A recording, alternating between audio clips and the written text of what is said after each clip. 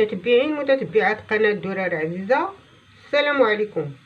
اليوم بغيت نقدم لكم طريقتي تحضير الحامض المصير.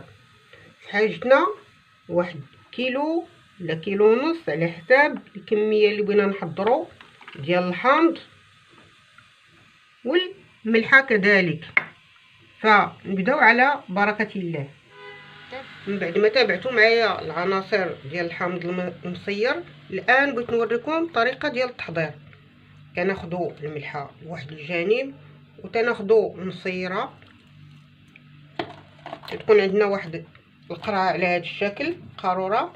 فكناخذوا المصيره، ها هي. شوفوا معايا، انا راني بديت باش نوريكم الطريقه اللي تيكون بها. تناخذوا المصيره وكناخذوها من هذه الجهه وكنقسموها على هذا الشكل على 4 على هذه الطريقه.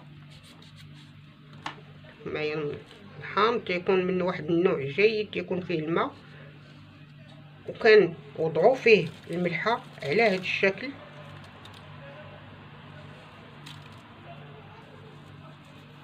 وكنوضعوها في الداخل ديال القاروره. ها نتوما كتشوفوا معايا كي وضعت. كنوضعوها وكنحاولوا اننا ندحيو باش يطلق داك الماء، لان هذا الماء هو اللي كيطيب فيه الحامض. نوريكم مره اخرى. كنوضعوا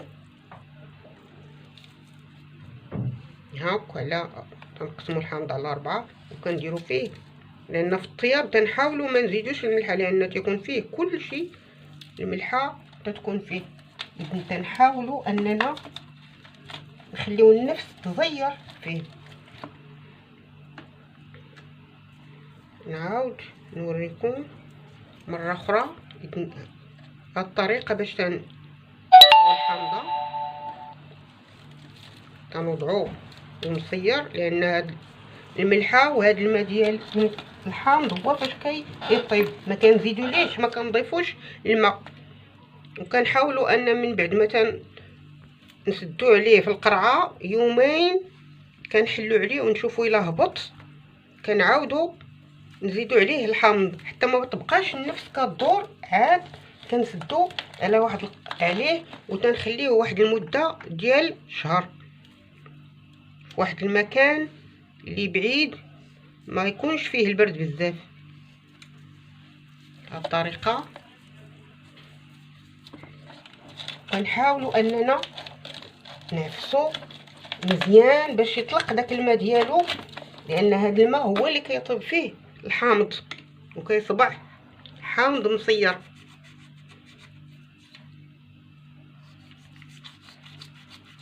اذن انا كنحاول انني نوريكم طريقه مزيان. هذا الحامض من النوع الجيد اللي تيطلق الماء. فتابعوني وتشوفوا معايا النهايه. الطريقه ديال التصبير ديال الحامض المصير ديالنا ها هي. اذن كنوضعوا ليه واحد شويه الملحه الفوق. اللي بغى يوضع واحد القطيره ديال زيت العود يوضعها، زيت البلديه. اللي ما بغاش يخليها، انا ما كنوضع فيه زيت العود، تنخليها وتيكون هائل. وكنسدو عليه مزيان، ويومين لمده سيمانه كنحلو، كنشوفوا الا هبط الحامض كنعاودو نزيدو الحامض ونسدو عليه. ومن بعد ملي كيكمل التصبير ديالو كنوضعوه في واحد المحل وتنخليوه واحد المده ديال شهر. والنتيجه ها هي. متتبعين متتبعات درار عزيزه، كيبقى عندي الحامض المصير لواحد المده ديال عام عامين، كنستعملوه في الطنجيه، في الاكل ديالي وفي كل شيء. وها هي النتيجه، تيكون معسل. تنقولوا ليه بانه مصير هذا معسل. ها النتيجه متتبعين متتبعات درار عزيزه، رائعه جدا. غادي تقادو وغادي تردوا عليا خبار. كنتمنى انه يعجبكم.